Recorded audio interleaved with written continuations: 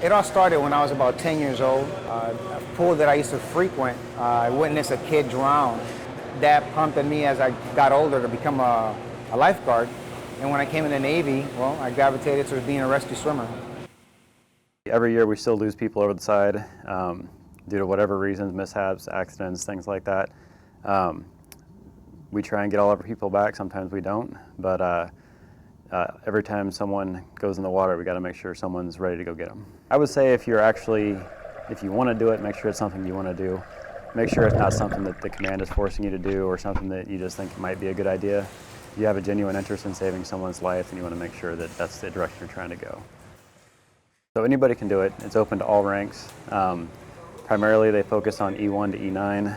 To get into the school, you have to do a physical screening test with the TICOM evaluators over at ATG. At SAR School, you have both academic classroom-style training and then in-water practical training. It starts out somewhat slow-paced, where you'll break your days up with some classroom training as well as some limited pool training. And then about week 2, they start to taper off the classroom training and it becomes all pool. So you'll spend anywhere from 6 to 8 hours in the pool each day. They do a final test at SAR School. They go back to their command and they come see us for an evaluation. So everyone that graduates SAR School is just a SAR School graduate until they get their actual evaluation. Once they get their evaluation from a TICOM evaluator, then they become an actual operational rescue swimmer. During the training, we're looking more so for their technique and making sure that all the procedures that they're doing them in order and accurately, and they're being effective with what they're doing.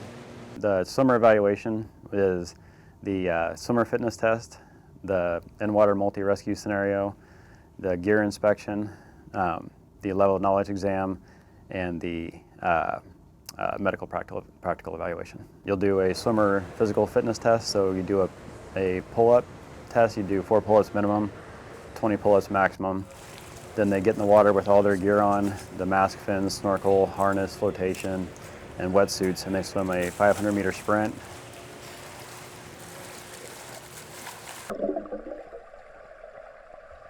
Then immediately on returning from that 500-meter sprint, they pick up a buddy. Then they sprint for 400 more meters carrying that buddy in a buddy tow. Once they do that, they hop out. They do a multi-rescue scenario where we take and put multiple survivors in the water to simulate either like an aircraft crash or a mishap at sea where we have multiple people in the water.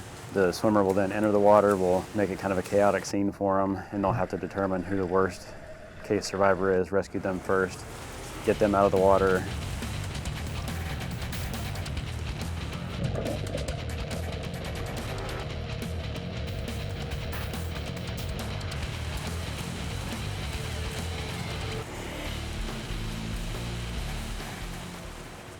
Finish the multi-rescue, we go into level of knowledge exams and medical scenarios as well. And those medical scenarios get a little bit difficult because there's a lot of medical knowledge you have to know to be a SAR swimmer. And then the level of knowledge exams are just level of knowledge exams. They get a little bit tough if you're not reading and studying your publications, then it can be kind of daunting.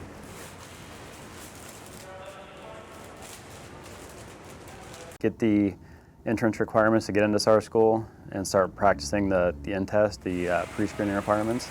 The more you can work with those pre-screening requirements, the better you are with those, the better you'll be in SAR School, at least just to get into school. And then water comfort is just spending time in the pool, not doing your comfortable strokes, doing things that are more difficult. When you get in the water, there's no second chances for, I don't want to do this anymore or anything else. When you get in the water, someone's life is depending on you. So you need to make sure you're ready to take that responsibility so others may live.